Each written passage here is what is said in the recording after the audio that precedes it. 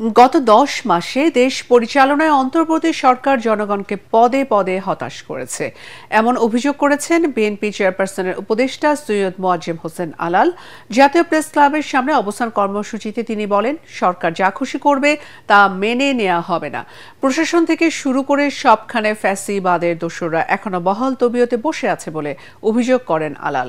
তার দাবি, জনগণ একটি সুষ্ঠু ও নিরপেক্ষ জাতীয় নির্বাচনের মাধ্যমে তাদের প্রতিনিধি বেছে নিতে মুখিয়ে আছে। উপদেষ্টা মহোদয়কে বলবো, আপনাকে সহায়তা করতে বিএনপি অঙ্গীকারাবদ্ধ।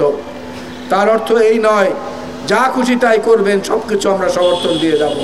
একটা নির্দিষ্ট সময়ের মধ্যে প্রশাসনের বিভিন্ন স্তর থেকে ফ্যাসিবাদের দোসর এই জঞ্জালদের যদি পরিষ্কার না করেন, সব জায়গায় ঘাপটি মেরে লুকিয়ে থাকা এই ফ্যাসিবাদের দোসরদের তালিকা প্রকাশ করে দেব।